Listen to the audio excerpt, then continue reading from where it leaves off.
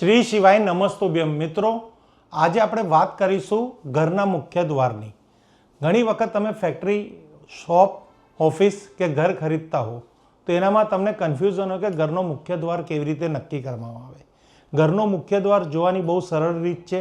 એના માટે તમને મેગ્નેટિક અથવા તમારે કોઈ પણ ડિજિટલ કંપાસ હોવો જરૂરી છે, કારણ કે વાસ્તુશાસ્ત્ર પ્રમાણે જો ઘરનો મુખ્ય દ્વાર જ ખોટી દિશાનો તમે લઈ લીધો તો ફેક્ટરીમાં રોજ રોજ કંઈક ને કંઈક પ્રોબ્લેમ દેખાશે, ઓફિસમાં આઉટપુટ નહીં મળે, ઘરમાં અશાંતિ રહેશે। એટલે જ્યારે પણ નવી પ્રોપર્ટી લેતા હો અથવા ઘરમાં રિનોવેશન કરતા હો તો તમારે ઘરનો મુખ્ય દ્વાર પર્ટિક્યુલર ડાયરેક્શનમાં હોવો જરૂરી છે, જેની વિસ્તૃત માહિતી પહેલું તો કે ઘરનો દ્વાર કેવી રીતે શોધવાનો અને કયા દ્વારથી શું ફળ મળશે બધું જ તમને આ વિડીયોમાં મળશે।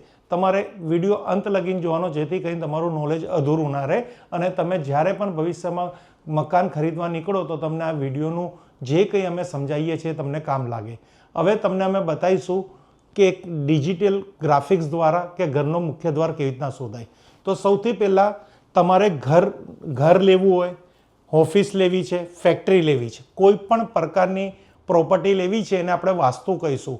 તો વાસ્તુની અંદર તમારે ઘરનો દ્વાર કેવી રીતના શોધવાનો છે।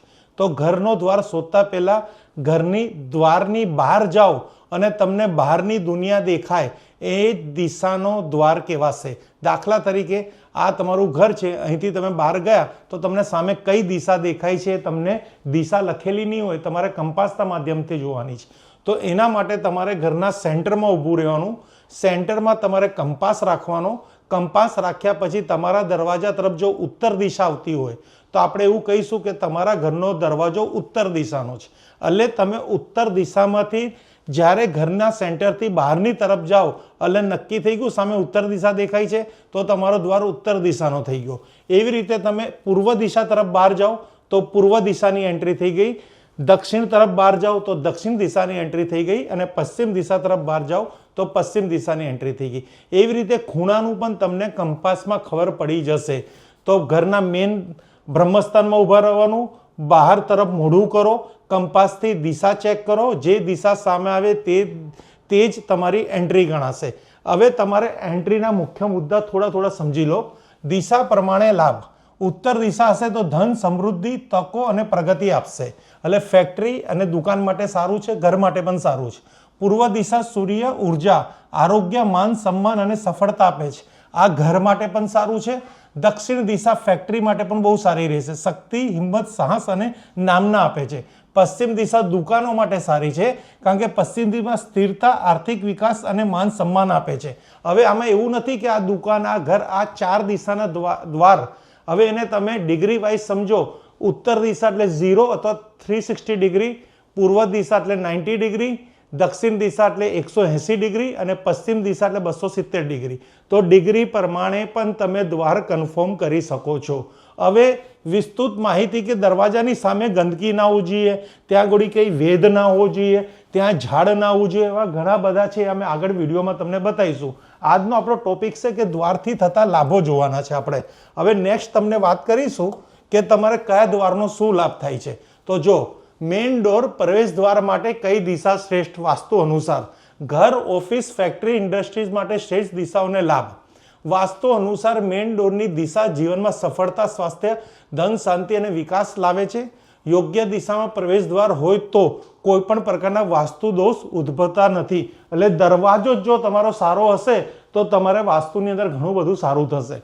હવે સારી દિશાનો દરવાજો બરાબર સુખ, સમૃદ્ધિ અને પ્રગતિનો દરવાજો, એવું તમારે સમજવાનું છે ને એ હકીકત છે। દરવાજો સારો તો બધું જ સારું। હવે ઉત્તર, બહાર તરફ ઉત્તર દિશા એ આપણે વસ્તુ ડિસ્કસ કરેલી છે। હવે જો તમારો ઉત્તર દિશાનો દરવાજો હશે તો એને કુબેરની દિશા કહેવાય છે, ધન અને સમૃદ્ધિ લાવે છે, વેપાર, નોકરી અને આર્થિક વૃદ્ધિ માટે શ્રેષ્ઠ। લાભ શું થશે? ત્યાં ધન લાભ, આર્થિક સ્થિરતા અને માન સન્માન પ્રાપ્ત થશે।